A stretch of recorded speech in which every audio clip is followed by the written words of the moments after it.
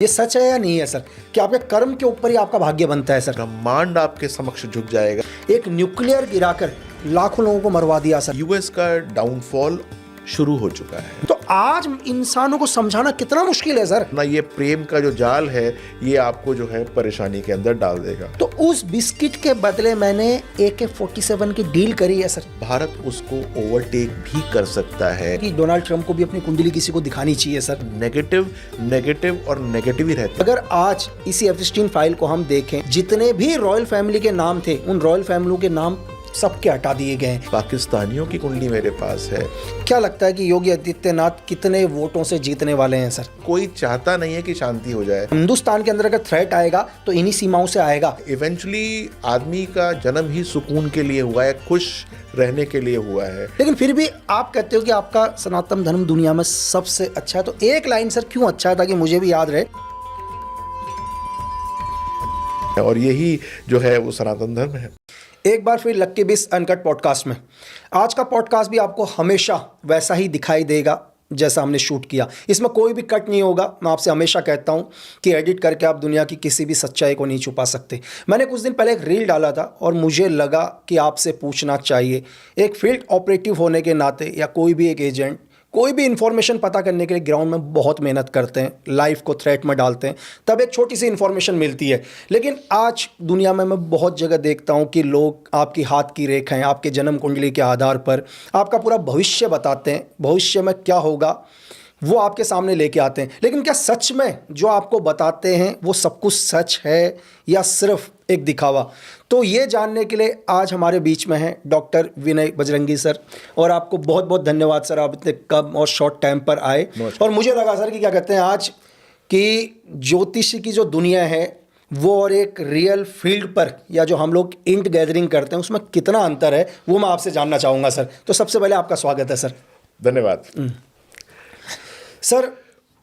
हम लोग काम करते हैं, ग्राउंड के ऊपर काम करते हैं, और एक छोटी सी इन्फॉर्मेशन लाने के लिए भी हमारे को लाइफ को थ्रेट में डालना होता है, क्योंकि कोई ना कोई तो हमारा कोई ना कोई एजेंट हो या कोई ना कोई सोर्स हो, वो ग्राउंड से हमें एक इन्फॉर्मेशन देता है।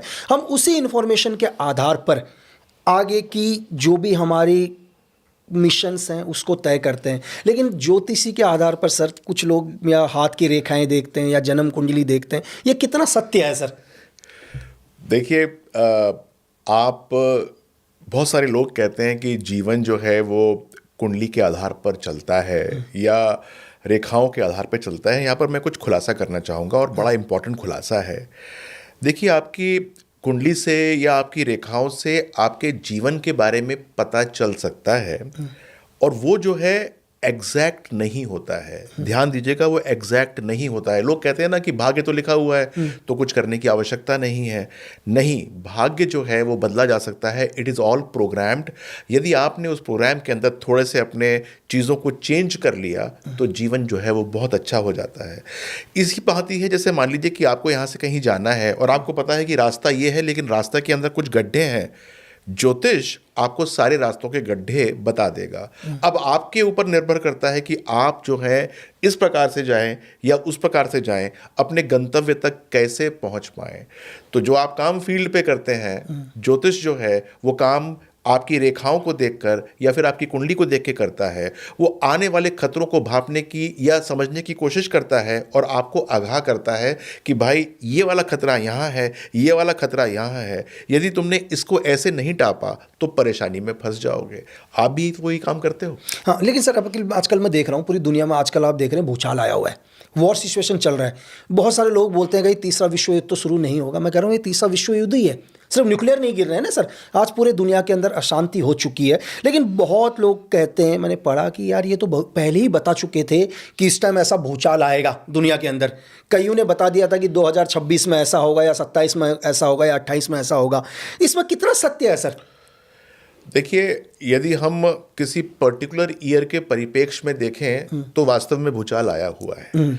लेकिन यदि हम देखें 2023, 24, 25 से जो ग्रेजुअल चल रहा है, तो आज हम नॉर्मल तरीके से बैठे हुए हैं। मान लीजिए हम 1975 के अंदर होते और देखते कि 1900 से या 2026 में क्या होगा, तो हम सोचते थे कि उसके मुकाबले में कोई ज़्यादा परेशानी हो सकती है। लेकिन क्योंकि हम ये सहते हुए आ रहे हैं, तो कोई खास भूचाल होने की ज़रूरत नहीं है या परेशान होने की ज़रूरत नहीं है। जैसा ये चलने वाला है वैसा ही चलने वाला है। नहीं सर, आप एक चीज़ और, मैं बाकी का तो नहीं जानता, एक उदाहरण के लिए मैं आपके सामने बैठा हूँ सर, अब मैं अपने लिए ही पूछता हूँ, बाकी के लिए तो नहीं पूछूंगा सर, कि मैंने तो कभी किसी को कुंडली ही नहीं दिखाई अपनी कि यार मैं एक स्पेशल फोर्स ज्वाइन करूँगा, सीक्रेट सर्विस ज्वाइन करूँगा, ज्वाइन करने के बाद आज ये कर रहा हूँ, मुझे तो कल का भी नहीं पता सर। और मेरा ये मानना है कि दुनिया में कुछ चीज़ें ऐसी होती हैं जो लोगों को नहीं पता चलनी चाहिए। लोग अपना भविष्य दिखाने चले जाते हैं, लेकिन ये मेरा व्यक्तिगत है कि मैं तो, अगर मुझे कोई ये बोले या किसी भी व्यक्ति को ये बोल दे कि यार तुम आज से 3 साल के बाद मर जाओगे, वो तो सर आज से ही मरने लग जाएगा। इससे अच्छा उसको ना ही पता चले कि वो मरने वाला है। बिल्कुल ठीक है बात ना? है। अगर मुझे कोई बोल दे यार तेरा भविष्य मैंने देख लिया और तू 3 साल के बाद मरने वाला है, तो सर मैं तो आज से ही हर रोज़ मरना शुरू हो जाऊँगा। देखिए, इसके बारे में मैं थोड़ा सा खुलासा करना चाहूँगा कि बहुत सारे लोग होते हैं, उनके सबका जो मेंटल टेम्परामेंट होता है अलग होता है।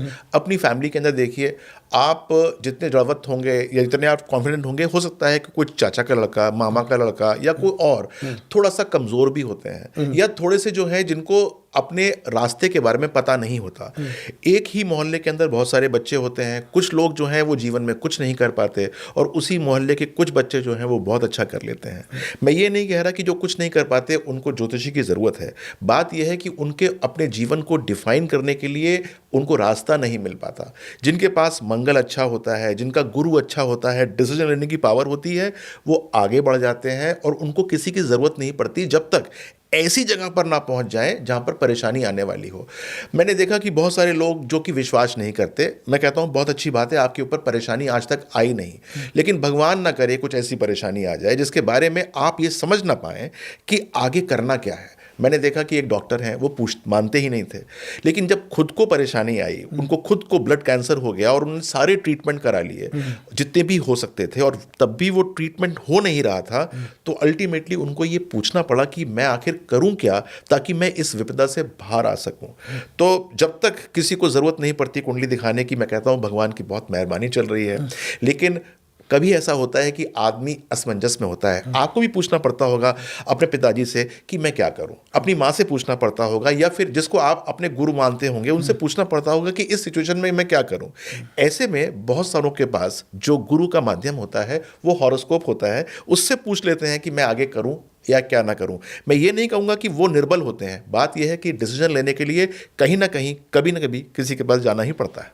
सर देखो, इंटरनल मामलों में मैं बहुत कम बात करता हूँ। आप मतलब जिन्होंने भी मुझे देखा, लोग बोलते हैं यार, क्योंकि इंटरनल मामलों की बात करने के लिए हमारे देश में बहुत सारे लीडर्स हैं सर, लोग हैं। मैं ज़्यादातर एक्सटर्नल मामलों में ही बात करता हूँ, हम बाहर से ही बात करते हैं सर। जी। आज यूएस पूरी दुनिया के अंदर ये दिखा रहा है कि नहीं, मुझे वेनेजुएला मैंने ले लिया, ग्रीनलैंड मैं लेके रहूँगा, कनाडा के ऊपर भी नज़र है।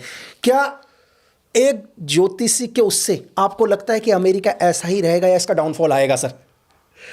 देखिए, मैं इसके बारे में काफ़ी मैंने स्टडी की, और ये एक जब राष्ट्र की बात करते हैं तो ये कुंडली नहीं होती, बहुत सारी कुंडलियों को इकट्ठा करके हम देखते हैं। तो यूएस का डाउनफॉल शुरू हो चुका है, और ये बात लोगों को शायद अचरज में डाल दे कि डाउनफॉल कैसे शुरू हो गया, जबकि उसने वेनेजुएला ले लिया, ग्रीनलैंड लेने की वो इस समय फिराक में है।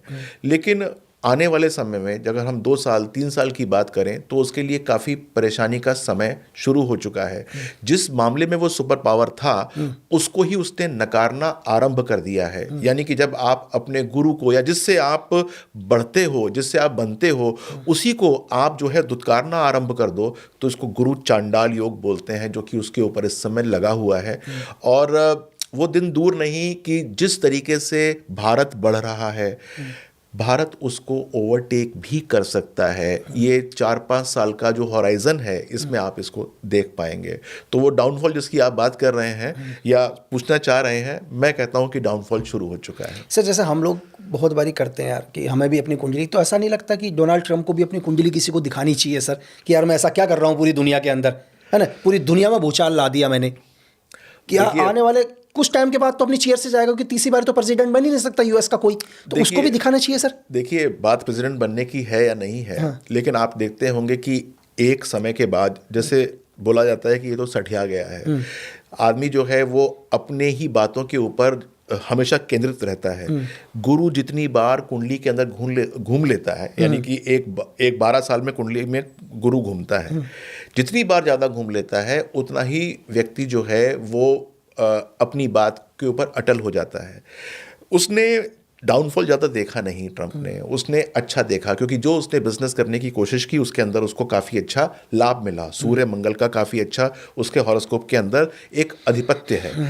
अब उससे उसका गुरु यानी कि जो ज्ञान का जो लेवल है वो एक ऐसी अवस्था में आ गया कि उसको लगता है कि जो वो करेगा, जैसा वो करेगा वो ठीक होगा। अब यहाँ पर वो मुखर है थोड़ा, ऐसी बात नहीं है, ये बात सिर्फ डोनाल्ड ट्रंप की है, ये अमेरिकन पॉलिसी है। कुछ वो बोल देते थे या बोल रहे हैं, जैसे कि डोनाल्ड ट्रंप या एक दो और जो उनके राजनेता थे, और ये कुछ लोग नहीं बोलते थे, वो ओवर द मतलब कि जो उनकी बातें होती थी उसको बाहर लेकर नहीं आते थे।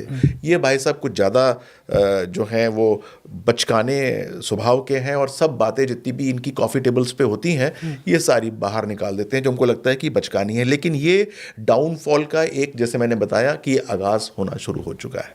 जैसे बहुत सारे सर हम बचपन से सुनते हुए आ रहे हैं कि कर्म जैसा होगा आपका भाग्य वैसे होगा, ये सच है या नहीं है सर कि आपके कर्म के ऊपर ही आपका भाग्य बनता है सर? बिल्कुल, कर्म जो है वो आपके जिस प्रकार से होंगे आप उस प्रकार से अपने भाग्य का निर्माण कर सकते हैं। और हमारे सनातनी धर्म के अंदर आपके कर्म के ऊपर बहुत महत्व दिया गया है कि आपके कर्म और वो संस्कार कहाँ से आए हैं जो आपको वो कर्म देंगे, उससे ही आप अपने भाग्य का निर्माण करते हो। आपके हाथ में चाकू है तो आप चाकू से किसी का मर्डर भी कर सकते हो और किसी की जान भी बचा सकते हो। यदि आप डॉक्टर बन जाओ, उसका ऑपरेशन करना शुरू कर दो, तो ये कर्म के ऊपर होता है कि आप अपने भाग्य को किस प्रकार से लेकर जाते हो। तो जब हम अध्यापक के रूप में जब किसी को हम समझाने की कोशिश करते हैं तो हम यही कहते हैं कि भाई अपने कर्मों को अच्छा करो, अपने संस्कार जो तुम लेकर आए हो यदि उसके अंदर कोई त्रुटि है उसको ठीक करो, ताकि आने वाली जो पुश्त है, जो जनरेशन है, उसको आप सही प्रकार से समझा पाओ। ये संस्कार होते हैं और कर्म इस प्रकार से करने चाहिए। सर देखो, आम हिंदुस्तानी की बात मैं करूं, एक बच्चे की बात हम लेके चलते हैं, उस बच्चे को हम बचपन से ही ये बोलते हैं दोबारा कि तेरे जैसे कर्म होंगे तेरा भाग्य वैसा होगा। इसी पॉइंट पर सर, आज अमेरिका एक पावरफुल देश है, इसमें कोई शक नहीं है कि दुनिया के पावरफुल देशों में से अमेरिका भी एक पावरफुल देश है, यानी कि वहाँ के प्रेसिडेंट भी पावरफुल हैं जैसे और प्रेसिडेंट पावरफुल हैं। तो मैं ये कह रहा हूँ कि अगर आज डोनाल्ड ट्रंप, जब इतनी उनकी उम्र हो चुकी है सर, अगर उनके कर्म अच्छे रहे होंगे सर आज इस पावर में है, अगर उनके कर्म अच्छे थे तो क्यों डोनाल्ड ट्रंप का नाम भी एप्स्टीन फाइल के साथ जुड़ता है सर? इसका मतलब कर्म तो कहीं अच्छे नहीं होंगे सर कि 1990 से उसके एप्स्टीन फाइल के साथ उनका नाम जुड़ रहा है। उन्होंने अपने सत्ता की लालच में पूरे गाजा को ख़त्म करवा दिया, लाखों लोगों को बेघर कर दिया, तब इनके कर्म अच्छे नहीं है तो फिर भी आज कैसे पावर में है? एक यही अमेरिका को अगर मैं कहता हूँ कि लोग कहते हैं कि कर्म, हम देश के कर्म के ऊपर आ जाते हैं कि अमेरिका का कर्म अच्छा होगा तब वो पावरफुल है। अगर अमेरिका का कर्म अच्छा है तो 1945 में सर एक न्यूक्लियर गिराकर लाखों लोगों को मरवा दिया सर, तो फिर हम कैसे कहेंगे कि इस देश का कर्म अच्छा है? तो कर्म और भाग्य को मैं नहीं समझ पा रहा हूँ सर। देखिए, आप थोड़ा सा इसके अंदर ये समझने की कोशिश कीजिए कि हम बात कर रहे थे इंडिविजुअल व्यक्ति की, और अभी आप उसको राष्ट्र के साथ जोड़ रहे हैं। बिल्कुल। अगर हम उस राष्ट्र के इंडिविजुअल व्यक्तियों की बात करना शुरू करेंगे तो उनके कर्म बहुत अच्छे निकलेंगे, तभी एक अच्छे राष्ट्र का निर्माण होता है। अब उसके बाद कोई उसके ऊपर राक्षस बैठ जाए या राक्षस जैसी उसके अंदर प्रवृत्ति आ जाए, जैसे मैंने गुरु चांडाल की बात बोली कि अगर एक गुरु ही चांडाल हो जाए तो फिर उसके बाद वो राष्ट्र का पतन होना निश्चित है। अब 200-300 साल से यूएस का परचम लहरा रहा है, उसके कर्म जो है वो पूरी दुनिया देख रही है। 1945-44 से स्टार्ट उसके कर्म जो हुए हैं वो देख रही है। आज आप इंग्लैंड को देखिए, इंग्लैंड एक समय उसका सूर्य जो है वो कहीं पर भी अस्त नहीं होता था। आज क्या हाल है और आने वाले 10 साल में क्या हाल होगा। तो उनके कर्म बहुत अच्छे थे, लेकिन उन्होंने उसको मेंटेन नहीं किया। यदि हम राष्ट्र की बात करते हैं और अगले 10, 15, 20 सालों में आप देखेंगे कि भारत से कहीं कहीं कहीं नीचे हो जाएगा। अभी तो नीचे है ही है, लेकिन कहीं नीचे हो जाएगा। और यही बात यूएस की भी होगी। हम यही हैं, आप यही हैं। 20-25 साल ठहर जाइए, देखिए कि वो जो कर्म उनके भुनने वाले हैं, उनकी आने वाली पीढ़ी परेशान होगी। मैंने बताया ना आपको कि उसका गुरु चांडाल योग जागृत हो चुका है। सर, जैसे ब्रिटेन के ऊपर हम आए, अगर मेरी जितनी भी रिसर्च है, जितना भी हम लोगों ने वर्क किया, इस एपिस्टीन फाइल में जो सबसे मेन कड़ी है वो ब्रिटेन की रॉयल फैमिली है। सर, ब्रिटेन की रॉयल फैमिली वो थी जिसके करीबी जेफरी एपिस्टीन सबसे करीबी था। लेकिन अगर आज इसी एपिस्टीन फाइल को हम देखें या लोग देख रहे होंगे, 1 लाख से ज़्यादा पन्नों की ये फाइल है, सब पॉसिबल पढ़ना नहीं है, लेकिन उसको आप ध्यान से देखोगे तो बहुत सारी पीडीएफ को गायब कर चुके हैं। सर, अगर आप कोर्ट के भी पीडीएफ देखो तो बहुत सारे जितने भी रॉयल फैमिली के नाम थे, उन रॉयल फैमिलियों के नाम सबके हटा दिए गए हैं। लेकिन फिर भी कहीं ना कहीं आज भी पावरफुल हैं सर ये लोग। देखिए, पावरफुल तो हैं, लेकिन एज अ कंट्री अगर आप उसको अवलोकन करना शुरू करें तो आपको लगेगा कि वो वाली बात नहीं है। वो माइट जो क्वीन एलिजाबेथ थी, जो उनके पास माइट थी 1950 में, 40 में, 30 में, आज के जो राजा के पास वो माइट नहीं है। आज उस प्रकार से उनको उस तरफ से सम्मान नहीं मिलता है। अभी यहीं यूएस के प्रेसिडेंट गए थे और वो उन्होंने जो उनका प्रोटोकॉल होता है उसको भी भंग कर दिया था। काफ़ी इसकी भर्त्सना हुई थी, लेकिन प्रोटोकॉल तो उन्होंने भंग कर ही दिया था। तो ये धीरे धीरे बढ़ रहा है। उन्होंने काफ़ी सारी पीडीएफ गायब कर दी है। माइट इज़ राइट, ये सब जानते हैं। जिसके पास ताकत होती है वो कुछ भी करना शुरू कर देते हैं, लेकिन धीरे धीरे कर्म अपना जो चैप्टर है वो तो खोलते ही खोलते हैं। चलो बिल्कुल पड़ोस में आ जाते हैं sir. Field marshal Asim Munir, पूरा पाकिस्तान बर्बादी में है सर, लेकिन आसिम मुनीर सबसे अमीर व्यक्ति हैं पाकिस्तान के फील्ड मार्शल। तो आसिम मुनीर के कर्म कैसे होंगे सर, जो आज पाकिस्तान की धरती का सबसे पावरफुल आदमी बना है। शायद बहुत कम लोगों को यह पता होगा कि आसिम मुनीर फील्ड मार्शल तक पहुंचने तक इन्होंने अपने ही कई ऑफिसर मरवाए फॉल्स ऑपरेशन में, जिन्हें पाकिस्तान ने देखा कि यार हमारे ऑफिसर्स को तहरे तालिबान बलोच ने मार दिया। लेकिन कहीं ना कहीं अगर पता करोगे तो आसिम मुनीर का बहुत बड़ा हाथ रहा है उन सारे ऑफिसर्स को ख़त्म करने में जो भी इनके फील्ड मार्शल या जनरल बनने में सामने थे। तो आपको आसिम मुनीर का क्या लगता है सर? देखिए, आप फिर आ गए किसी इंडिविजुअल पे, लेकिन मैं आपको इसके बारे में भी खुलासा करता हूं, क्योंकि मैंने उनकी काफ़ी सारे जनरल्स के बारे में पढ़ा है। अच्छा खासा उनकी हॉरोस्कोप जो मुझे मिल पाता है वो देखने की कोशिश की है। आपने गिद्ध का नाम सुना होगा, लाशों के ऊपर सरवाइव करते हैं। अगर लाश न हो तो गिद्ध न हो।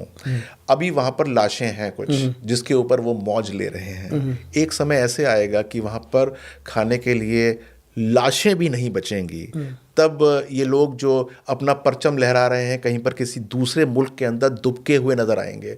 और पाकिस्तान के अंदर तो आपको सब पता ही है कि इतिहास गवाह है कि जो एक बार सर्वोच्च पद पे बैठ जाता है उसको एक समय के बाद अपना देश ही छोड़ना पड़ता है, क्योंकि वहाँ पर उसका फिर गुजारा संभव हो नहीं पाता, जाकर उसकी मृत्यु विदेश में ही आती है। तो देखते रहिए इन मुनीर साहब का क्या होगा, इनका भी यही होने वाला है। सर, मेरे को बहुत पाकिस्तान के बहुत लोग देखते हैं, आपका ये इंटरव्यू पक्का देखेंगे पाकिस्तान के लोग। तो शरीफ परिवार के लिए कुछ कहना चाहेंगे सर कि आसिम मुनीर के ऊपर कब तक भरोसा कर सकते हैं शरीफ परिवार की, कब तक वो प्रधानमंत्री की कुर्सी में रहेंगे? क्योंकि ये मैसेज वहाँ तक पहुँच जाएगा। क्या लग रहा है आपको कि आने वाले टाइम में इनका भी हाल वही होगा जो भुट्टो का हाल हुआ कि उन्हें भी फांसी में लगा दिया?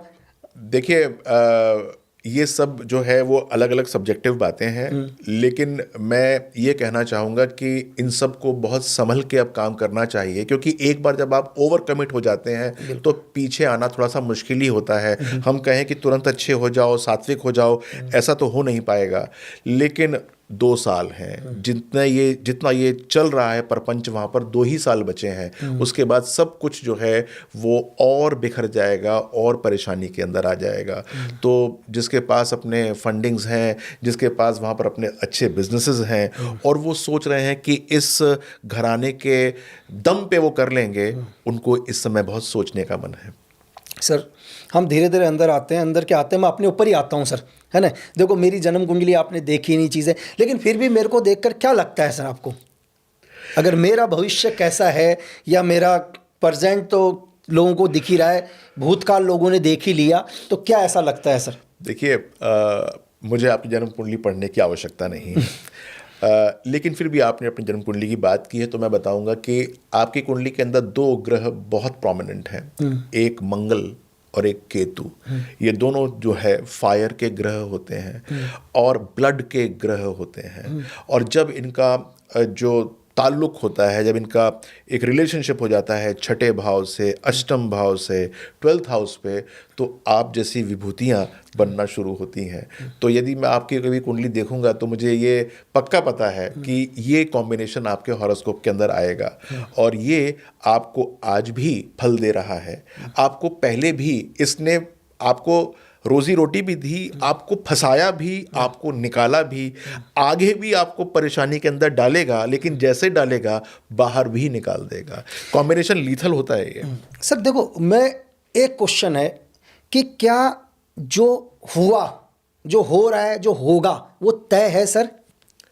देखिए, मैंने इसको पहले भी बताया था कि आपकी कुंडली क्या, जैसे मान लीजिए कि आपको कहीं जाना है, एक चौराहे पे पहुंच गए, अब आपके पास गाड़ी में तेल है, आपके पास इंटेंशन है जाने की, आपके पास 3 रास्ते हैं, क्योंकि एक तो आप आ रहे हैं, तो आपको लेना कौन सा है ये आपके प्रोग्रामिंग के ऊपर डिपेंड करता है कि यार आज मैं ना कहीं खाने जाता हूं, तो आपने गाड़ी दाएं मोड़ ली, और आज मैं घूमने जाता हूं ऐसे ही लॉन्ग ड्राइव पे, आपने गाड़ी बाएं मोड़ ली, या फिर आज मैं इसको किसी अच्छी जगह जाता हूं और मैं किसी पार्क में रिलैक्स करता हूं, आपने गाड़ी सीधी निकाली। यही प्रोग्रामिंग आपके दिमाग की होती है, इसी को हमको चेंज करना होता है यदि आपका डायरेक्शन सही नहीं है आपके हॉरोस्कोप के हिसाब से। यदि हमने उसको ठीक कर दिया तो जो डायरेक्शंस होते हैं वो काफ़ी अच्छी तरीके से हम नेविगेट कर पाते हैं। तो बहुत सारे लोग जो ये कहते हैं कि भाग्य जो है सब कुछ लिखा हुआ है इसलिए जतन करने का कोई मतलब नहीं है, वो सारे के सारे गलत हैं, क्योंकि आप अपने कर्मों के माध्यम से अपने भाग्य को बदल सकते हैं। सर बहुत सारे बच्चे मेरे को क्वेश्चंस करते हैं, दुनिया भर की मेल आती हैं ज़्यादातर बच्चों के नौकरी को लेकर कि यार जॉब को लेकर। सर जॉब को लेकर मैं मानता हूँ कि सबको प्रॉब्लम्स होती हैं, क्योंकि जीने के लिए लोगों को कुछ तो पैसा चाहिए सर अपने रोज़गार के लिए। और दूसरी समस्या आज के टाइम में क्या है, आज का यूथ सर, आज का यूथ ये लव मैरिज, ये गर्लफ्रेंड, इनमें भी बहुत परेशान है सर, है ना। 2-2 4-4 ब्रेकअप सबके हो रहे हैं, और शादी के बाद भी मतलब ये लगा लो कि शादी के बाद मुझे लगता है कि जिस वकील ने उनकी शादी कराई होगी वो वकील को पूरे पैसे भी नहीं पहुंचे होंगे, डिवोर्स के पेपर पहले हो जाते हैं सर। तो उसमें क्या है सर, मतलब इसको आप किस नज़र से देखते हैं? ये मेरा तो फील्ड नहीं है, लेकिन एक ज्योतिष होने के नाते आपके फील्ड से आप क्या बोलते हो इन तीनों चीज़ों में? देखिए, सबसे पहले तो मैं बात करता हूँ एजुकेशन की, और फिर करियर की, और फिर मैं लव पे आऊँगा, और ये मैं बिल्कुल विस्तार से समझाने की कोशिश करता हूँ। हम लोग जो हैं वो पढ़ाई करते हैं, और वो पढ़ाई जो है अपने हो सकता है कि मन से ना कर रहे हो, हम पीयर प्रेशर से कर रहे हो कि बच्चा वो, मेरा साथी वो कर रहा है, या माँ बाप कहते हैं कि तुम ये पढ़ो या वो पढ़ो, हम उसके माध्यम से कर रहे होते हैं। इसमें मैं ये कहना चाहूँगा कि यदि आपका मन जो करता है, अगर आपका वो डेफिनेट है तो आप वो करिए, और यदि आप डेफिनेट नहीं है तो मैं आपको बताऊँगा कि क्या आपको पढ़ना चाहिए। वो मैं क्यों बताऊंगा, वो मैं इसलिए बताऊंगा कि मैं आपकी कुंडली से आपके धन योग को भांप सकता हूं, देख सकता हूं कि इस व्यक्ति के अंदर कमाने की क्षमता है कितनी। जब मैं वो भांप सकता हूं तो फिर मैं ये भी भांप सकता हूं कि वो जो कमा सकते हो आप, उसका प्रोफेशन आखिर रहेगा क्या, कौन से प्रोफेशन के माध्यम से आप कमा सकते हो। जब एक बार मैं प्रोफेशन को डिकोड कर लेता हूं तो उसके बाद उसके सब्जेक्ट्स को डिकोड करना बड़ा सिंपल हो जाता है, यानी कि आसान हो जाता है।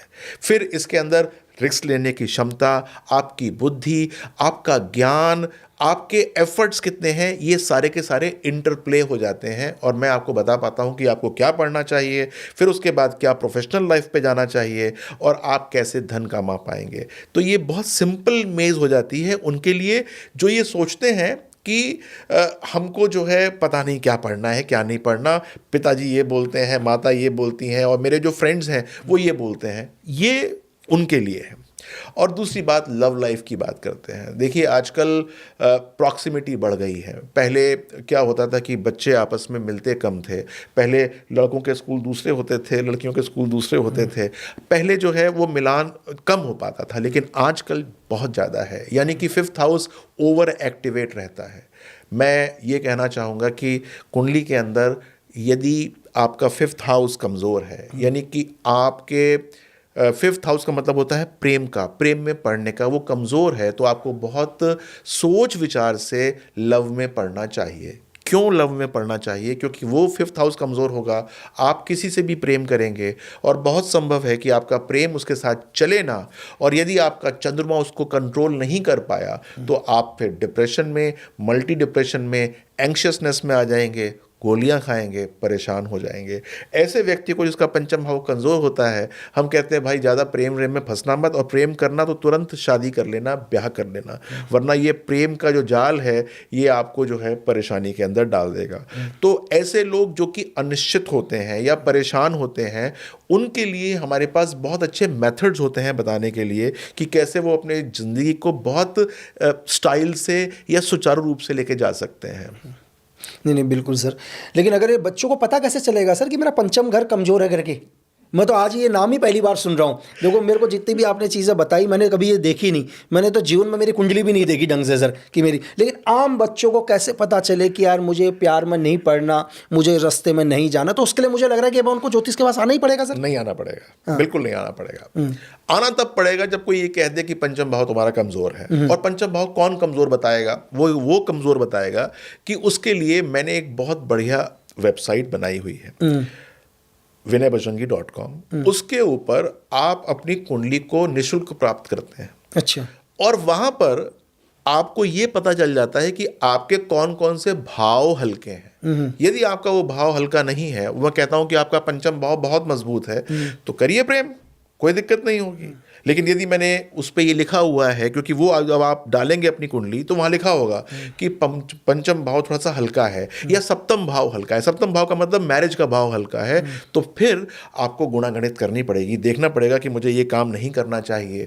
और फिर यदि आपका फिर मन करता है कि नहीं नहीं वो लड़की अच्छी लग रही है या वो लड़का अच्छा लग रहा है, उसके साथ मुझे प्रेम करना है, तो फिर आपको आना पड़ेगा ये जानने के लिए कि कैसे बचूं, क्योंकि मेरा पंचम भाव तो हल्का है। सर अब आते हैं थोड़ा सा और अंदर। 2027 में चुनाव है सर यूपी के अंदर, क्या लगता है कि योगी आदित्यनाथ कितने वोटों से जीतने वाले हैं सर, या इस बार पूर्ण बहुमत से आने वाले हैं?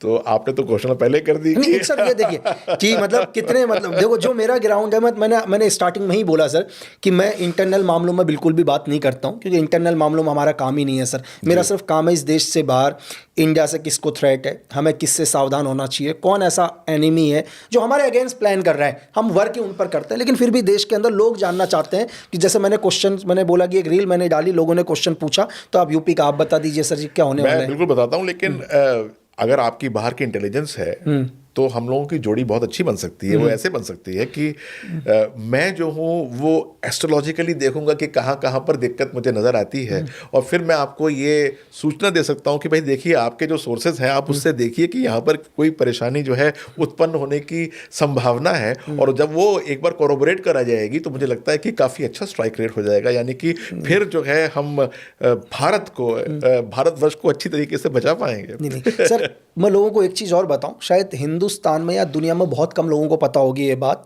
कि दुनिया की सीक्रेट सर्विस है अमेरिका की CIA। CIA के अंदर एक ऐसी यूनिट है जिस यूनिट का सिर्फ एक ही काम है, रात को सपना देखना। ये बहुत शॉकिंग न्यूज़ होगी सर कि लोग कह रहे हैं यार कैसी बात कर रहे हो। इस यूनिट के अंदर क्या है, वो लोग सोते हैं और जो भी अपने ड्रीम में देखते हैं वो डिस्कस करते हैं, उसके आधार पर ऑपरेशन या एनिमी को ढूंढा जाता है। तो कितनी दुनिया के अंदर सिर्फ एक अकेले CIA के अंदर ये विंग काम करती है सर। और मैं आपको एक बात बताऊं कि जब तक भारतवर्ष में हिंदू राजा रहा है तब तक उसके पास अपने ज्योतिषी हुआ करते थे, और अपने पास ये सपनों को डिकोड करने वाले व्यक्ति रखता था कि आप सोइए, मैं रात को सोऊंगा और सुबह अपने सपनों को हम डिस्कस करेंगे, और ज्योतिषी जो है उसको एक बार इवैल्यूएट करेंगे और बताएंगे कि हमारे राष्ट्र में या हमारे देश में कहाँ पर परेशानी आ सकती है या दिक्कत आ सकती है, या हमको कैसे अपने आप को सजग या तैयार करके रखना है। और CIA इसी सिद्धांत पर, मैंने आपको बोला ना उस विंग का, वो लोग अभी सर्च करेंगे आपको नजर आएगा उस विंग का नाम, उसका सिर्फ एक ही काम है सपने देखना, उन सपनों को डिकोड करना। और CIA की एक यूनिट उस सपनों के आधार पर ऑपरेशन लॉन्च करती है, अपने एनिमी को ढूंढती है। ये मुझे शॉकिंग लगी ये चीज, सनातनी परंपरा है ये सोचिए सर। लेकिन हम उसको फॉलो नहीं कर रहे हैं, उसको अमेरिका फॉलो कर रहा है, CIA उसको फॉलो कर रहा है। तो मुझे वो शॉकिंग लगी ये चीज जानकर। 2000 साल पहले छोड़ दिया इसको। हमने 2000 साल पहले छोड़ दिया और सीआईए इसको अपना रहा है सर। अपना रहा है। तो हम दोबारा यूपी में सर, क्या है सर यूपी में सर 27 में सर? देखिए इसकी मैं बात जो है वो काफ़ी बार कर चुका हूँ, और योगी जी जीतेंगे, बहुत अच्छे मार्जिन से जीतेंगे। और अखिलेश जी का पलड़ा थोड़ा सा है, इसमें कोई दो राय वाली बात नहीं है, लेकिन वो भी इस समय चारों खाने चित फिर से गिरेंगे इस बार। तो योगी जी की जय होगी। अरे सर, और बिल्कुल हमारे बगल में बांग्लादेश में सर क्या लग रहा है आपको? क्योंकि बांग्लादेश डगमगा रहा है बहुत ही ज़्यादा, और मैं ये मानता हूँ कि बहुत सारे लोग कहते होंगे यार हम क्यों नेपाल की बात करते हैं, क्यों बांग्लादेश की बात करते हैं, क्यों म्यांमार की बात करते हैं। जीवन के अंदर हमारा झगड़ा उन्हीं से होता है जिनके साथ हमारी सीमाएं लगती हैं। बहुत ज़रूरी चीज़ है सर। अगर इस दुनिया में हिंदुस्तान के अंदर अगर थ्रेट आएगा तो इन्हीं सीमाओं से आएगा। तो हमेशा ये सीमाएं सिक्योर होनी चाहिए, तभी हमारा देश सिक्योर होता है सर। देखिए आप तो इस फील्ड में काम करते हैं, किसी भी मोहल्ले के अंदर कोई सबसे बढ़िया घर होगा तो उसके आसपास के लोग जो हैं वो बिके हुए होंगे उस घर को बेचने के लिए, मतलब कि उस घर की सब चीज़ों को लड़ने के लिए। तो बाहर के लोग आकर आस पड़ोस को ही तोड़ लेते हैं, तभी वो घर जो है वो हिलता है। और भारत के साथ भी यही है, पाकिस्तान हो, चाहे वो बांग्लादेश हो, चाहे वो अब नेपाल हो, और चाहे वो श्रीलंका हो, ये सब के सब जो हैं वो बाहर के हाथ में पपेट हैं। और सबसे बड़ी दिक्कत वाली बात यह है कि बांग्लादेश जो कि एक तरीके से भारत का दोस्त था बहुत समय तक, वो जो है, और हमने भी जो अभी दुश्मनी के अंदर ये कन्वर्ट हुआ, वो सारा का सारा आपको पता ही है, सारा यूएस की मेहरबानी है। यूएस का ऐसा नहीं है कि दबाव हम पे नहीं है, बहुत भयंकर दबाव हम पे भी है, लेकिन फिर भी हम जो है मॉडरेशन के अंदर उसकी बात मानते हैं। हम एक्स्ट्रा ऑर्डनरी सारी की सारी बातें नहीं मानते, लेकिन ये लोग ऐसे हो चुके हैं क्योंकि इनको अपने आप को पॉलिटिक्स के अंदर स्थापित करना है, तो ये मुझे लगता है कि जितनी बात वो बोलते भी नहीं हैं उससे ज़्यादा ये मान के बैठ जाते हैं। तो उनका भविष्य बहुत अंधकार में है, और इस कारण से भारत का भविष्य उनको लेकर हल्का है। तो हमको उसके ऊपर बहुत ज़्यादा जो है वो विश्वास नहीं करना चाहिए, और अपने जो रूल्स एंड रेगुलेशंस हैं, या फिर जो भी हमारे उनसे जो विदेशी नीति है, उसको फिर से सुदृढ़, या फिर एक बार फिर से हमको उसका पुनर्विलोकन करना चाहिए। और हमारे देश में 29 में भी चुनाव होंगे सर, तो 29 में किसकी सरकार आएगी सर? ये कोई कहने की बात नहीं है, मैं पहले भी कह चुका हूँ, शायद आपके चैनल पे मैंने नहीं कहा, लेकिन मोदी जी की आएगी।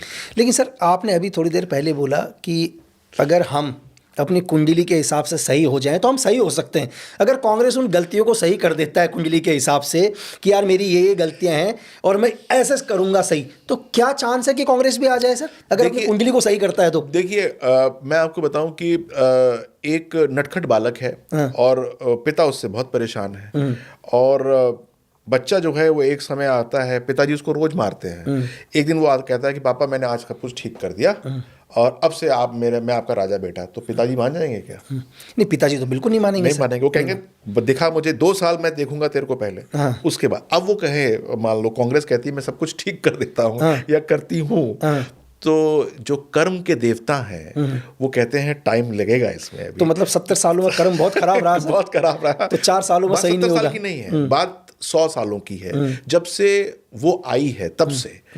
और वो बात, इसके अंदर अभी बहुत सारे साल लगेंगे, और जो प्रधानमंत्री देखने का सपना देख रहे हैं उस पार्टी के, वो शायद सपना देखते ही रह जाएंगे, और तब जाकर ये शायद उनके कर्मों में कुछ सुधार हो। तो सर कर्म कब सुधरेंगे? तब तो उम्र भी हो जाएगी सर। तो अब ये वो मेरे पास आए, मैं उनसे बताऊं कि कर्मों को ऐसे सुधारो, तो हो सकता है कि 10, 20, 25 सालों में जो है वो सुधरें। तो 25 साल तक, मतलब आपके ज्योतिषी के हिसाब से तो 25 साल तक कोई चांस ही नहीं है? कोई चांस नहीं है। अब देख लो भाई, ये तो मैं भी नहीं बोल रहा हूँ यार, है ना। अब ये ज्योतिषी जी बोल रहे हैं, अपने सर बोल रहे हैं, तो चीज़ है। तो एक चीज़ और सर, जो मेन है, आज युवा डिप्रेशन में जा रहा है सर, और उसको है शॉर्टकट कमाना। एक ही रात के अंदर उसको फेम मिले, उसको पैसा मिले, उसे नाम मिले। आज का हर युवा इस शॉर्टकट के चक्कर में जा रहा है। तो उनके लिए क्या कहना चाहेंगे सर, जो शॉर्टकट में जा रहे हैं सर? शॉर्टकट का मतलब तो यही होता है कि जो चीज़ आपको तुरंत मिल जाए, जिसके आप अधिकारी ना हो सकता है कि 1000 में से एक आदमी को मिल भी जाए ऐसी चीज़ जिसका वो अधिकारी ना हो, लेकिन यदि वो अधिकारी नहीं होता तो फिर उसके पास वो बहुत देर तक रहती नहीं है। तो मेन चीज़ तो ये है कि आपको सारा काम मेहनत से करना चाहिए, और यदि आप बेस बना के काम करते हो तो फिर कभी भी आप धरातल से हिलते नहीं हो। आजकल ज़माना राहु का है। राहु का मतलब है भ्रम, राहु का मतलब यह है धुआं, राहु का मतलब यह है कि ओवर एक्सपेंशन। जितना हमारे पास काबिलियत नहीं है हम उससे ज़्यादा दिखाने की चेष्टा करते हैं।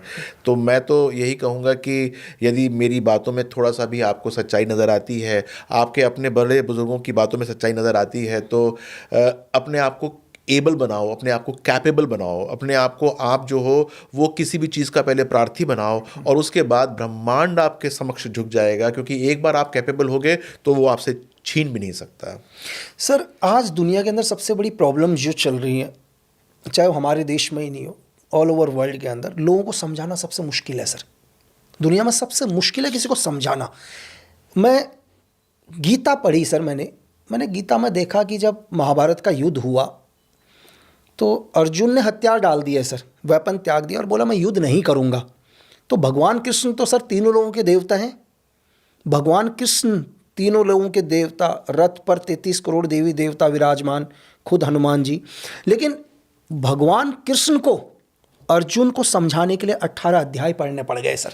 मतलब जो खुद ही भगवान है सर, देखो आम इंसान तो है नहीं, लेकिन एक अर्जुन को समझा रहे हैं कि तू युद्ध कर, यही तेरा धर्म है। और उसको 2 मिनट में तो अर्जुन नहीं माना। अर्जुन को समझाने के लिए 18 अध्याय बोले, तब अर्जुन समझा। तो आज इंसानों को समझाना कितना मुश्किल है सर। देखिए, जैसे तब मुश्किल था वैसे आज की डेट में मुश्किल है। और व्यक्ति को सबसे पहले तो वो भगवान मिल जाए जिसके सामने वो पूरी गीता पढ़ सके, ऐसा व्यक्ति मिल जाए। इसके लिए उसकी अपनी किस्मत होनी चाहिए और ऐसा उसको ध्यान होना चाहिए कि मुझे ऐसा व्यक्ति मिल जाए। और मुझे इतना विश्वास है कि हर एक जीवन में, हर एक व्यक्ति के जीवन में एक ना एक ऐसी घड़ी आती है जब उसके समक्ष भगवान खड़े होते हैं स्वयं, और उसको गीता का पाठ देने के लिए तत्पर होते हैं। यदि वो उस समय वो गीता का पाठ ले ले तो उसका डायरेक्शन चेंज हो जाता है। तो वो पकड़ना पड़ता है उसको कि कब भगवान उसके समक्ष खड़े हैं। बहुधा होता यह है कि माँ बाप जो हैं वो रोज़ बेचारे बोलते हैं ऐसा करो वैसा करो, और बच्चा भी जो है रोज़ सुन सुन के उनको वो कहीं पर भी उनके दिमाग में बात जाती नहीं है। लेकिन उनके अलावा भी ऐसे बहुत सारे गुरु, ऐसे बहुत सारे भगवान व्यक्ति के जीवन में आते हैं जिससे कि उसको ऐसा ज्ञान मिलता है कि वो अपने पूरे जीवन को बिल्कुल चेंज कर देता है। और मैं 25 साल से हॉरोस्कोप पढ़ता हूँ और मैंने ऐसे अनगिनत लोग देखे हैं जो कि कुछ नहीं करते थे या फिर अपने जीवन से हारे हुए थे, और फिर उनके जीवन में कोई ऐसा भगवान आया और जिसने उसको बिल्कुल रूपांतरित कर दिया, उसको बिल्कुल चेंज कर दिया, उसका जीवन जो है बदल दिया। तो आप सबको, जितने भी लोग हैं आपके दर्शक हैं, यदि वो अपने जीवन से बहुत सारी अपेक्षाएं करके बैठे हैं, तो अपेक्षाएं अगर की हुई हैं तो बहुत अच्छी बात है। उसके अंदर कर्मों का जो है थोड़ा सा ईंधन डालो और उस भगवान का इंतज़ार करो जो कि आपको वो ज्ञान दे दे कि आपके चक्षु खुल जाएं और जीवन के अंदर वो चीज़ मिल जाए जिसकी आपने कभी कल्पना भी नहीं की होगी। क्योंकि जब ऊपर से जब मिलता है तो वो कल्पना से परे ही होता है। सर, मेरे पास किसी का नाम आता है XYZ, कोई एनिमी है जिसको थ्रेट, हमें जिससे थ्रेट है या हमारे देश को थ्रेट है। एक ज्योतिषी के पास भी उसकी कुंडली जाती है। अब हम लोग तो उस आदमी के बारे में पूरा डाटा चेक करेंगे सर कि यार ये आदमी क्या करता है, इसका बैंक बैलेंस कितना है, इसके खास लोग कौन हैं, ये कब उठता है, कब सोता है, इसके पावरफुल चीज़ें क्या क्या हैं इसके आसपास, इसकी कमज़ोर चीज़ें कब है, कब हम इस एनीमी को ख़त्म कर सकते हैं, वो कौन सा सही टाइम आएगा जिस टाइम हमारे को एक सॉफ्ट टारगेट मिल जाएगा। लेकिन अगर वही कुंडली एक ज्योतिषी के पास जाती है, आपके पास वो कुंडली आती है, तो आप उसमें क्या एनालाइज कर सकते हैं सर? ये तो हमने अपना फील्ड ग्राउंड डाटा बताया सर। तो इसके भी ना 2 पक्ष होते हैं। एक पक्ष तो ये है कि वो कुंडली आप लेकर आए हैं कि वो व्यक्ति स्वयं ही ले आया कि सर मेरा बताइए क्या है क्या नहीं है, या आप लेकर आए हैं। मान लीजिए हम उसकी कुंडली अगर आपने मुझे कुंडली दी तो मैं आपको उसके बारे में ये बता सकता हूँ कि ये कितना मक्कार आदमी है, कितना धूर्त है, और इसका टाइम जो है अभी कैसा चल रहा है और कितने दिनों में इसका टाइम जो है वो बहुत हल्का हो जाएगा। यानी कि अगर आपके हाथ इसकी गर्दन पे पड़ने हैं तो वो कब पड़ने चाहिए ताकि आप जो हो उसको नैब कर लो या परेशानी के अंदर डाल दो। और यही कुंडली वो व्यक्ति मेरे पास लेकर आएगा तो मैं उसको यही बात बताऊंगा, लेकिन अलग शब्दों में बताऊंगा कि भाई तेरे ऊपर विपत्ति आने वाली है, और विपत्ति बहुत खतरनाक आने वाली है, सरकार के हाथ पड़ने वाले हैं जिससे बचना असंभव है। अब इसका तुझे उपाय करना पड़ेगा। उपाय करने करने के लिए चाहे तेरे को शाम दाम दंड भेद जो करना पड़े, जाकर पैर पकड़ने पड़े या सरेंडर करना पड़े, ये काम कर, नहीं तो तेरा बचना संभव है। तो बात परिपेक्ष की है, लेकिन जो भविष्यवाणी होगी वो सेम होगी। सर, हमारे देश के अंदर बहुत सारे ऐसे लोग हैं जिनके पास अरबों रुपए हैं सर, ब्लैक मनी, बहुत ही पैसा। तो अगर कर्म ही के ऊपर चलता है तो इनका ब्लैक मनी कब देश के बैंकों में आएगा सर?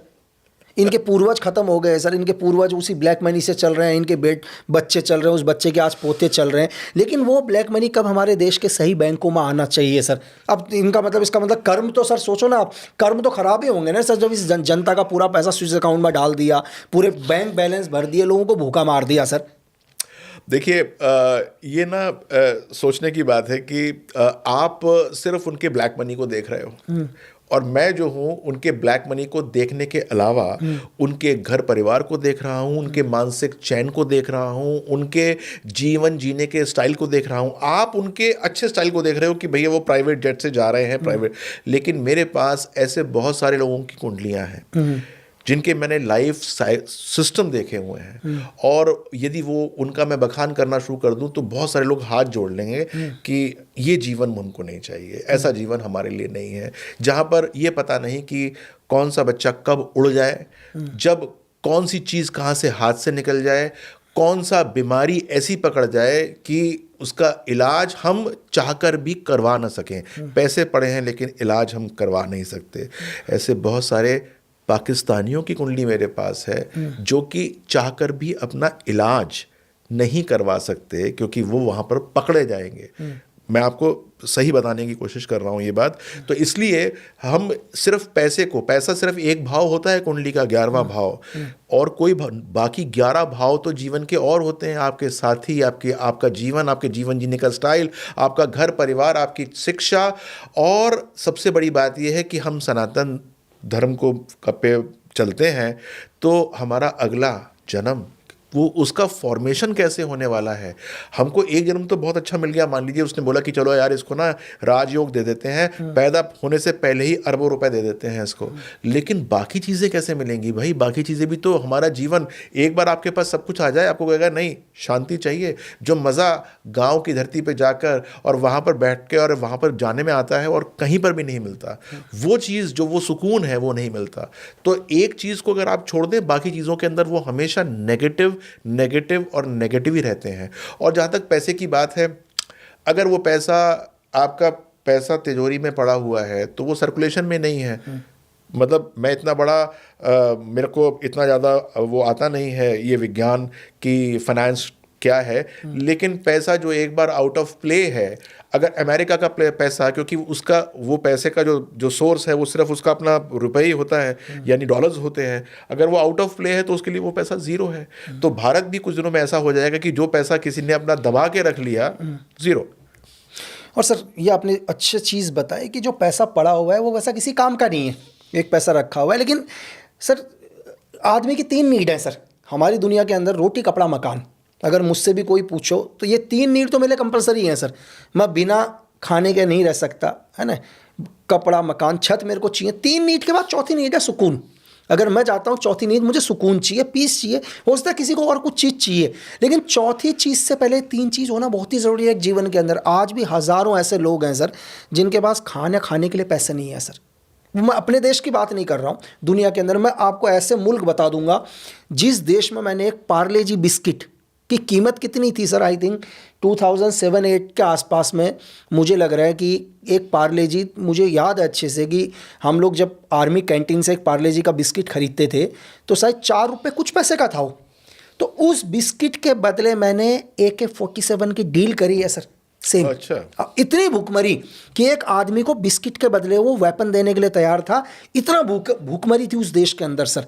तो लेकिन एक टेररिस्ट को भी खाने की नीड तो है ही ना सर। बिल्कुल है। पीस तो मैं बाद में देखूंगा सर, चौथे नंबर पर पीस देखूंगा, लेकिन मैं खाने के लिए तो चाहिए सर। देखिए, ये ना बहुत सब्जेक्टिव बात है।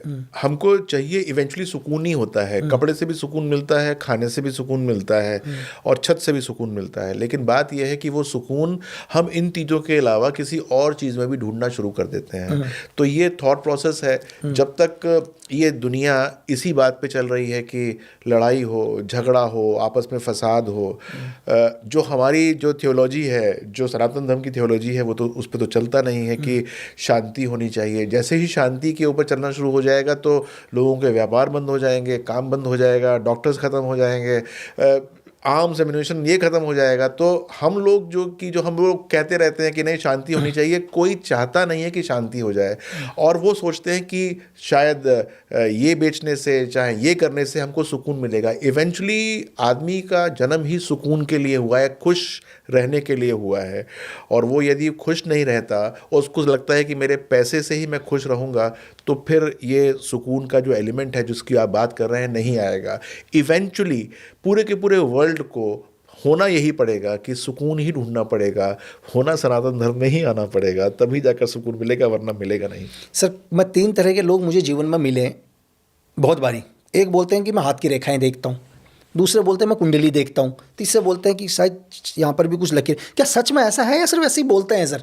ये सच में पॉसिबल है कि आदमी हाथ की रेखाएं सच में देखकर बताता है? कोई कहता है मैं कुंडली देख के, मतलब ऐसा है या ओनली बिजनेस? देखिए, ऐसा है कि बहुत सारे लोग जो हाथ की रेखाएं देखते हैं, वो हाथ की रेखा पढ़ना जानते हैं। एक ये छोटा सा अपना एक आर्ट है। कुछ लोग जो है वो मस्तिष्क की ललाट की रेखाएं देखकर पहचान लेते हैं, वो उनका अपना आर्ट है। लेकिन मैं ये दोनों चीज़ें नहीं करता हूँ। मैं पढ़ता हूँ कुंडली, और कुंडली होती है एक आपके, जब आप पैदा हुए थे तो आकाश का मानचित्र जो कि कांस्टेंट होता है, और उसने ऐसा माना जाता है कि हर एक ग्रह ने आपके ऊपर कुछ ना कुछ जो है वो चीज़ें दी हैं। अच्छा। तो वो चीज़ कांस्टेंट रहती है। तो जहाँ तक माथे की रेखाएं पढ़ना है, हाथ की रेखाएं पढ़ना है, वो आर्ट की श्रेणी में आता है, लेकिन कुंडली पढ़ना विज्ञान की श्रेणी में आता है। तो हम अपने आप को एक छोटा मोटा वैज्ञानिक मान सकते हैं, क्योंकि हम एक पर्टिकुलर मैथोलॉजी के ऊपर पढ़ रहे हैं। अब जो दूसरे लोग हैं वो आर्ट हैं, वो आर्टिस्ट का काम कर रहे हैं। लेकिन सर, इसका मतलब देश के जितने भी पावरफुल लोग, चाहे प्रधानमंत्री Modi ji, Vladimir Putin, Trump, ये सब पावरफुल, इनकी कुंडली तो पावरफुल ही होगी सर। देखो, चाहे हमने ना देखी हो, लेकिन अगर मैं एक आम आदमी के नाते क्वेश्चन पूछूं तो मुझे लगता है कि कहीं ना कहीं कुंडली तो पावरफुल होगी सर। आपकी बात ना बिल्कुल ठीक है, लेकिन मैं आपको एक बात बताऊं कि ऐसा कभी होता नहीं है कि कोई कुंडली पावरफुल होती है या कोई वीक होती है। हम जो है गलत रास्ता को अख्तियार करते हैं, और फिर हमारी कुंडली जो है वो एक नेगेटिव कुंडली हो जाती है। और यदि हम पॉजिटिव रास्तों को अख्तियार करते हैं तो हमारी कुंडली बहुत पॉजिटिव हो जाती है। आप ही की बात करता हूँ कि जैसे मान लीजिए कि 20-22 साल पे हम लोगों को बहुत भोग विलास की आवश्यकता पड़ती। हम लोग जो है वो इस तरीके से जाते कि हमको ये भी चीज़ चाहिए, वो भी चीज़ चाहिए, तो वो धीरे धीरे भोग विलास वाली कुंडली बन जाती। वो फिर एक बिजनेसमैन की कुंडली शायद बन सकती थी, लेकिन एक मोदी की कुंडली तो नहीं बन पाती, कम से कम। आप समझते हैं, नहीं समझ पा? और यही अगर हम जो है उसको किसी तरह से तपाना शुरू करते हैं और कहते हैं कि नहीं, तुम्हारी कुंडली के अंदर अच्छे योग हैं, और ये योग इतने अच्छे बन सकते हैं कि आप देश के टॉप लेवल के नेता बन सकते हो, लेकिन आपको ये वाले कार्यकाल के अंदर ये काम करना है, तो वो वास्तव में जो है वो अपना रास्ता चेंज कर दे और चीज़ों को जो है आगे के परिप्रेक्ष्य में देखना शुरू कर दे। तो ये मैं आपके सारे दर्शकों को बताना चाहता हूँ कि आपकी कुंडली भी बहुत बहुत पावरफुल है। किसी की कुंडली नेगेटिव नहीं होती। बात ये होती है कि उसको कैसे हमको पावरफुली एक्टिवेट करना है, कैसे हमको एक पॉजिटिव नोशन के साथ एक्टिवेट करना है। चाहे आपकी शिक्षा कम हुई हो, चाहे आपकी शिक्षा ज़्यादा हुई हो, चाहे आप इस समय संपन्न मानते हो अपने आप को, चाहे आप अपने आप को निर्धन मानते हो, चाहे आपको लगता हो कि मेरा भाग्य मेरा साथ नहीं देता, अगर ऐसी बातें भी हैं तब भी आपकी कुंडली बहुत पावरफुल है, क्योंकि उसके अंदर इतनी सारी असीम संभावनाएं हैं जो शायद उस व्यक्ति को पता ही नहीं होती कि क्या क्या संभव है। सर, एक किस्सा याद आ गया मुझे। एक बार मैं एक पोस्ट में था, क्या कहते हैं, रेजिमेंट के अंदर मैं गया हुआ था, तो वहीं पर एक सेम रूम के अंदर एक दोस्त आया। पहली बार हम लोग मिले तो यार मैंने उससे पूछा घर से कुछ लेकर आया? तो बोला यार कि बहुत दूर पोस्ट थी तो पहुंचने तक ख़त्म हो गया। लेकिन उसने मुझे अपने हाथ किसी अंगुली के अंदर उसने मुझे एक अंगूठी दिखाई, शायद मुझे नहीं पता कौन सी अंगुली में पहनी थी उसने बोला यार मैंने काले घोड़े की नाल से बनाई और ये मुझे और बोला कि क्या कहते हैं भाई तुम भी बनवाना, इससे जो भी चीज़ होता है काले घोड़े की नाल की उसने एक अंगूठी बनाई थी। तो यार मैं उसकी अंगूठी को देख रहा हूँ करके मैंने कहा खाने के लिए तो कुछ लाया नहीं, मुझे अंगूठी दिखा रहा है। लेकिन किस्मत देखो आप 2-2.5 घंटे के बाद क्या होता है, एक अलार्म बजता है, हमारा इमरजेंसी सायरन बजता है और हम सब लोग भागते हैं, वो भी भागता है। हमने अपना वेपन पकड़ा तो हमें पता चला कि कुछ दूर पर नज़दीकी एरिया पर वहाँ की लोकल पुलिस फोर्स के ऊपर मिलिटेंटों ने अटैक कर दिया। हम उनकी मदद के लिए जा रहे तो हम सेम जिप्सी के अंदर दोनों के दोनों थे, एक ही जिप्सी में। मैंने भी हाथ ऐसे पकड़ रखा, एक हाथ में मेरा वेपन था, दूसरे हाथ को मैंने ऐसे पकड़ रखा, सेम उसने भी। कुछ दूर जाने के बाद क्या होता है, शायद हम 2-4-5 किलोमीटर गए होंगे, हमारे ऊपर ही फायर आ गया। हम वहाँ पहुँचे भी नहीं, जैसे ही फायर हमारी जिप्सी पीछे से खुली होती है, मैंने जंप मारा तो सेम जंप उसने भी मारा चलती हुई गाड़ी से, लेकिन उसकी अंगुली ऊपर ही रह गई सर। उस अंगूठी के साथ क्या हुआ, जब उसने ऐसे पकड़ रखा था यूं करके, तो वो अंगूठी उस लोहे पर फंस गई और वो वेट ही नहीं ले पाई पूरी बॉडी का, क्योंकि बुलेट प्रूफ जैकेट भी था। मतलब उस time 14 kg bullet proof jacket लगा लो आप, 5 kg का वेपन लगा लो तो 21 kg तो ये मतलब 19 kg ये हो गया, उसके साथ अम्युनिशन अलग और उसका खुद का वेट अलग। तो अंगूठी के कारण उसका अंगुली वहीं अटक गई सर, और वो दर्द के मारे चिल्ला रहा। तो मुझे अभी उसकी 2-3 घंटे पहले की बात याद आई कि यार ये अंगूठी मेरे को उसके लिए, तो इसको मैं अभी आपकी बात सुन के मुझे किस्सा याद आ गया सर। मुझे किस्सा याद आया कि यार ये अंगूठी उसने अपने बचाव के लिए रख रखी थी या उसने अपनी अंगुली देने के लिए रख रखी थी। मैं इसके बारे में तो यही कह सकता हूँ कि हो सकता है कि उसकी वजह से बच गया हो या हो सकता है कि उसकी वजह से फंस गया हो। अंगूठी पहनना ना पहनना ये आपका अपना डिस्क्रिप्शन है। देखिए मैं एस्ट्रोलॉजर हूँ लेकिन मैं कोई अंगूठी नहीं पहनता हूँ। I don't not put on any ring for that matter, क्योंकि मुझे लगता है कि जो मेरे ग्रह हैं वो मेरी बात वैसे ही मान लेते हैं सारी की सारी। मुझे उनको एक्टिवेट या डीएक्टिवेट करने की आवश्यकता नहीं होती। लेकिन बहुधा क्या होता है कि आपको ना कुछ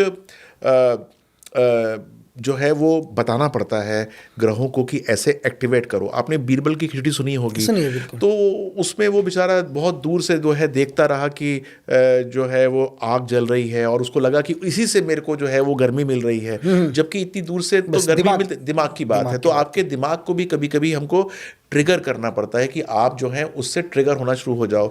और कभी कभी क्या होता है कि आपको लगता है कि जैसे मान लीजिए कि एक मोहल्ले में बहुत सारे चोर रहते हैं और आपने गलती से कुंडी लगानी बंद कर दी अपने दरवाजे की, लेकिन आपको पता है कि आपने लगाई हुई है, तब भी आपको बहुत अच्छी नींद आ जाएगी। और आपने लगाई है और आपने खुद अपने हाथ से लगाई है, लेकिन बीच बीच में आप तब तक डर डर के उठेंगे कि यार पता नहीं मैं लगा पाया कि नहीं लगा पाया। ये सारे के सारे मोमेंट को ट्रिगर करने की बात होती है कि आपके मोमेंट आप किस बात से ट्रिगर अप हो जाते हो। कुंडी बिना लगाए भी आपको बहुत अच्छी नींद आ सकती है और कुंडी लगाने के बाद भी आप हर 2 घंटे के बाद जो है सहम के उठ सकते हो। यही टाइमिंग को है हम पढ़ते हैं कि आपकी टाइमिंग जो है वो चल कैसी रही है और किस प्रकार से उसको जो है वो थोड़ा सा हमको चेंज करना है। नहीं बिल्कुल सर, क्योंकि हमारा पॉडकास्ट क्या है सर, कोई भी कट नहीं होगा, कोई एडिट नहीं होगा इस पॉडकास्ट के अंदर। तो आखिरी में 2-4 चीज़ें पूछना चाहूँगा सर आपसे जो बहुत इंपॉर्टेंट है। मौलाना मसूद अजहर, हाफिज़ सईद दुनिया के सबसे बड़े आतंकवादियों में से एक हैं सर, बिन लादेन।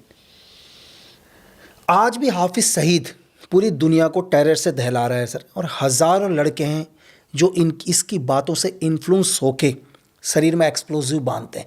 इसकी कुंडली में क्या खास होता है सर ऐसे लोगों की, जिनके लिए आज भी लाखों लोग मरने के लिए तैयार हैं, जिनको आज ये क्या बोलते हैं वो 72 हूरों के चक्कर में या जन्नत के चक्कर में जो अपने शरीर में एक्सप्लोजिव बांध के आते हैं, जबकि इन्होंने अपने बच्चों को ये दुनिया में सबसे अच्छी एजुकेशन विदेशी धरतियों में पढ़ा रहे हैं, लेकिन गरीब बच्चों को जिहाद के नाम पर, धर्म के आड़ पर हर रोज क्या करते हैं, धमाके में उड़वाते हैं सर। क्या है इनकी कुंडली में ऐसा सर? देखिए इनकी कुंडली बहुत अच्छी तो होती नहीं है। हाँ, इनकी कुंडली के अंदर कुछ ऐसी ऐसी बातें होती हैं जिसके अंदर ये एक तरीके से छद्म गुरु बन जाते हैं, यानी कि इनका जो जुपिटर है वो मजबूत हो जाता है और ये अपने आप को as a Guru, as a fictitious गुरु भी पोर्ट्रे कर लेते हैं। लेकिन देखिए सिर्फ आपके लाखों अनुयायी हो जो आप पे मरने को तैयार हो वही जीवन नहीं होता है। इनके बच्चे भी तो मर रहे हैं, बिल्कुल। इनके भतीजे भी तो मर रहे हैं। आप जिसको आपने अपने कंधों पे घुमाया हो, फिराया हो, और वो ऑपरेशन के अंदर मर रहे हैं। अपना इलाज, मैं अभी आपको बताया था कि इलाज भी नहीं करवा पा रहे ठीक तरीके से, क्योंकि पीछे गवर्नमेंट पड़ी हुई है इस समय, इलाज भी नहीं करा पा रहे। मैं उसी की बात कर रहा था। बिल्कुल सर, समझ गया। तो क्वालिटी ऑफ लाइफ को अगर आप ये समझते हैं, बहुत बार क्या होता है कि आदमी, अभी आपने कुछ दिनों पहले देखा होगा कि एक आदमी है, वो जयपुर के अंदर भीख मांगता है, और उसका जो है वो बैंक बैलेंस जो है लाखों रुपए का है, करोड़ों रुपए का है, बहुत बड़ा आदमी है, इनकम टैक्स पे करता है, लेकिन भीख मांगता है वो। तो उसको वही मजा आ रहा है कि मैं जो हूं वो सुबह सुबह आकर अपने रैग्स पहनूं और उसके बाद कटोरा हाथ में लूं और जो है वो भीख मांगना शुरू कर दूं। अब आप मुझे बताइए कि आप इसको ये क्या समझते हैं आप क्वालिटी लाइफ को? हम तो 5,000 रुपए हमारे जेब में हो, हम पूरा महीना आराम से इज्जत की नौकरी से या इज्जत के खाने से निकाल के अपने सर को ढक कर रखना चाहेंगे, और एक आदमी जो है उसके पास लाखों करोड़ों रुपए हैं, लेकिन वो भीख मांगने को भी तैयार है। तो ये सब माइंड फ्रेम है, माइंड का सेटअप है कि आप किस किस चीज़ को तवज्जो देते हैं। लेकिन एज ए ह्यूमन बीइंग हमको पीस पसंद होनी चाहिए, एज ए ह्यूमन बीइंग हमको फैमिली पसंद होती है, एज ए ह्यूमन बीइंग हम सोशल व्यक्ति होते हैं। ये सारा हमारा दायरा होता है। यदि यहाँ पर शांति रहती है तो हम खुश रहते हैं, संपन्न रहते हैं, और यही जो है वो सनातन धर्म है। नहीं, बिल्कुल। और एक चीज़ और सर, आज के टाइम में अगर किसी बच्चे की जॉब नहीं लग रही है, बहुत परिश्रम में, कौन सा भाव कमजोर है? कौन सा भाव? सिर्फ एक एक करके छोटे छोटे क्वेश्चन सर। अगर जॉब नहीं लग रही है तो भाई तुम्हारा दशम भाव पीड़ित है, और शनि तुम्हारा सपोर्ट नहीं कर रहा है। ये दोनों चीज़ों को ठीक करना पड़ेगा। और अगर किसी की बार बार शादी टूट रही है, गर्लफ्रेंड भाग जा रही है, बॉयफ्रेंड भाग रहा है, कौन सा भाव उसका भी कमजोर है सर? देखो, ये दोनों अलग अलग बातें हैं। गर्लफ्रेंड भाग रही है या बॉयफ्रेंड भाग रहा है तो पंचम भाव कमजोर हो गया, और वीनस जो है वो पीड़ित हो गया। और शादी हो नहीं रही है या फिर तय हो के टूट रही है तो सप्तम भाव कमजोर है, और गुरु यानी कि जुपिटर पीड़ित हो गया। सर, शादी के बाद कंटिन्यू घर में कलेश सर, है ना? पति पत्नी के बीच में लगातार कलेश और डिवोर्स तक की नौबत आ गई, और वकील साहब खड़े हैं कि जल्दी पैसा मिले, मैं इनका डिवोर्स कराऊं। तो कौन सा भाव? इसका मतलब ये हुआ कि आपकी जो जुपिटर की एनर्जी है वो आपस में मिली नहीं है, यानी कंपैटिबिलिटी नहीं हुई है, आपकी कुंडली सही तरीके से मिली नहीं थी, और आपने शादी अपनी कर ली। बीमार हो रहे हैं सर बहुत सारे परिवार में, कि लगातार बच्चा बीमार हो जाता है, पति बीमार हो रहे हैं, सब कुछ कई इलाज करा चुके हैं, लेकिन नहीं हो रहा। कौन सा भाव उसमें से? देखिए, अगर बहुत लंबी बीमारी हो गई है तो अष्टम भाव कमजोर हो गया है, और यदि साल 2 साल की बीमारी है तो छठा भाव कमजोर है। तो 6th हाउस और 8th हाउस का एक ट्रीटमेंट करना पड़ता है, देखना पड़ता है कि किस प्रकार से इनको हम अच्छी तरीके से एक्टिवेट करें और नेगेटिविटी को डीएक्टिवेट करें, ताकि व्यक्ति स्वस्थ हो जाए। Sir, school life, college life से आज एक लड़के ने ठान लिया कि आगे चल के मुझे इस देश का प्रधानमंत्री बनना है ना, नेता बनना है, लीडर बनना है। कॉलेज लाइफ से ही, कॉलेज लाइफ, इलेक्शन, बाद में मुझे एमएलए बनना है, एमपी बनना है, पीएम। कौन सा भाव सबसे स्ट्रांग होना चाहिए एक बड़ा लीडर बनने के लिए सर, अभी से उस बच्चे को? कोई भी भाव स्ट्रांग होने की जरूरत नहीं है। दशम भाव के रिलेशनशिप के अंदर 4 ग्रह अच्छी पोजीशन के अंदर होने चाहिए। 4 ग्रह का मतलब सूर्य, शनि, बुध और साथ में गुरु। ये 4 अगर आपके अच्छे हो गए और इनके ऊपर राहु का अच्छा इन्फ्लुएंस हो गया, तो आप समझ लीजिए कि आप जन्मजात आप एक नेता बन सकते हैं। और उसके बाद आप इनको पोषित कीजिए। हर चीज़ को अलग अलग तरीके से पोषित किया जाता है। गुरु को ज्ञान से पोषित किया जाता है, और राहु को जो है वो अपने आप को एक्स्ट्रा वैगेंट होकर पोषित किया जाता है, और शनि को मेहनत करके पोषित किया जाता है। इन सबको पोषित कीजिए, आप ज़रूर वो चीज़ प्राप्त कर लेंगे जिसको मन में आपने सोच रखा है कि प्राप्त करनी है। और आखिरी में सर एक चीज़ और, आजकल हर बच्चे का एक ही सपना, मैं फेमस हो जाऊं, मुझे स्टार बनना है। एक बच्चे से लेकर उसको अमिताभ बच्चन बनना है सर, है ना? हर एक को स्टार बनना है। स्टार बनने के लिए कौन सा भाव सबसे स्ट्रांग होना चाहिए सर? मैं बॉम्बे रहता हूं सर। फिर मैं कहूंगा कि 10th हाउस होना चाहिए, लेकिन 10th हाउस के रिलेशन में राहु और वीनस की लोकेशन, पोजीशन एक्स्ट्रा ऑर्डिनरी होनी चाहिए।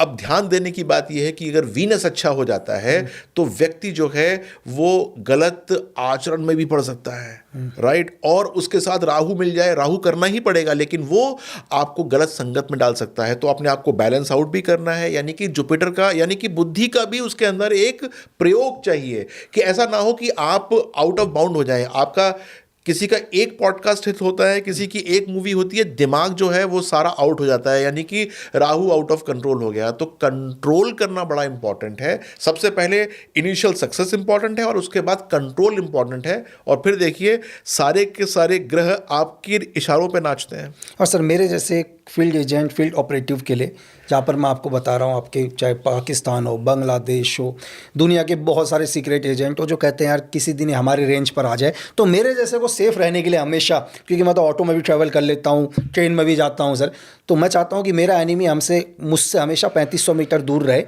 तो उसके लिए मेरा कौन सा भाव सही? 3500 मीटर दूर तक एक स्नैपर का बेस्ट रेंज है, तो मुझे नहीं लगा कोई 3600 मीटर तक लेकर आएगा अभी, है ना सर? 3540। देखिए आपके लिए सिर्फ एक उपाय है, और उपाय बताता हूँ। और आपके गुरु पता है कौन है सर? कौन है? जो मेरे स्कूल टीचर थे, हनुमान जी हैं। अच्छा हनुमान जी, अरे हनुमान स्कूल टीचर तो है ही है, पर हनुमान जी हैं। हनुमान जी की पूजा करते रहिए, आज भी अच्छी करता मेरा तरीके सर, से। आज भी करता मेरा मंगल का।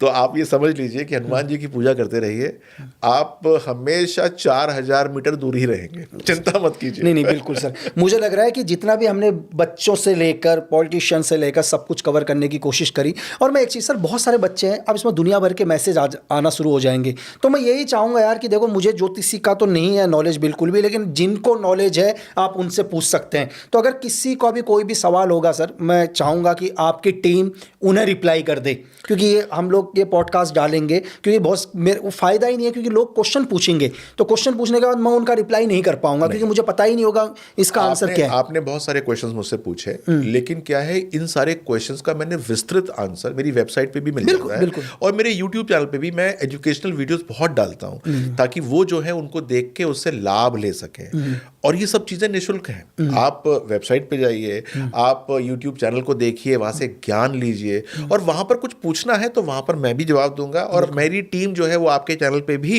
जवाब देगी। तो निश्चिंत रहिए, आपके किसी भी मैं कमेंट को खाली नहीं आने दूंगा। नहीं बिल्कुल, और मैं बिल्कुल आपसे बहुत थैंक यू सर, आप अपना कीमती वक्त लेकर आए, बिल्कुल। और लास्ट में सर, इस देश के बच्चों को, मतलब सबको, एक आपकी तरफ से एक मैसेज सर। क्यों मैं आपको बताता हूँ सर, कभी भी क्या होता है, हम किसी के पास भी कुंडली लेके जाते हैं ना सर, वो इतना डरा देते हैं, पूछो मत, है ना? तो आधे तो लोग इसलिए ही नहीं जाते कि यार हमारे को डरा देंगे करके, ठीक है, तुमने ये नहीं पहना, तुमने ये करो वो करो, क्योंकि एक आम आदमी ला ही नहीं पाएगा सर। जो आदमी खुद ही परेशान हो, मैं एक आम आदमी की बात कर रहा हूँ, देखो परेशान आदमी जाएगा ना सर, जिसको दुनिया में संपन्न तो किसी को उसको पता ही नहीं है, उसको तो तकलीफ आती है तभी आदमी डॉक्टर के पास जाता है सर, बिना तकलीफ के तो जाएगा ही नहीं। तकलीफ आएगी तभी वो किसी ज्योतिष के पास जाएगा। तो जो इंसान खुद तकलीफ में है वो तो परेशान है। तो अब कोई आदमी उसको बोलता है कि यार एक काम करो, तुम एक डायमंड पहन लो, एक नीलम पहन लो, 1-2 लाख रुपए का कहाँ से पहनेगा सर वो आदमी? बेचारा खुद ही परेशान है ना सर। तो क्या देखिए, ऐसा होता है कि जैसे मैंने आपसे बोला कि आप हनुमान जी की पूजा कीजिए, आपके पास समय है, आप हनुमान जी की पूजा कीजिए जी। आप कहिए मेरे पास समय नहीं होता, मेरा समय का पता ही नहीं होता, मैं रात है या दिन है मुझे कभी कभी ये भी पता नहीं चलता, तो मैं कहूँगा अब पहन लीजिए आप, क्योंकि जब आपको पता ही नहीं है कि आप कब सो रहे हैं, कब जाग रहे हैं, और आज वार क्या है, आपको ये भी पता नहीं चलता कभी कभी जब आप किसी मिशन पे होते होंगे, तो तब मैं आपको कहूँगा कि आप पहन लीजिए अगर ज़रूरत है तो, वरना बहुत सारे अलग अलग तरीके भी होते हैं। तो मैं आपके सारे दर्शकों को कहना चाहता हूं कि पहले अपनी जय करो, यानी पहले अपने आप को अच्छा करो, क्योंकि अगर आप अच्छे होगे तो आपका परिवार अच्छा होगा, परिवार अच्छा होगा समाज अच्छा होगा, समाज अच्छा होगा तो देश अच्छा हो जाएगा। क्योंकि इस देश के अंदर जितनी संभावनाएं अगले 10 साल के अंदर हैं, उतनी संभावनाएं कहीं विदेश में है ही नहीं।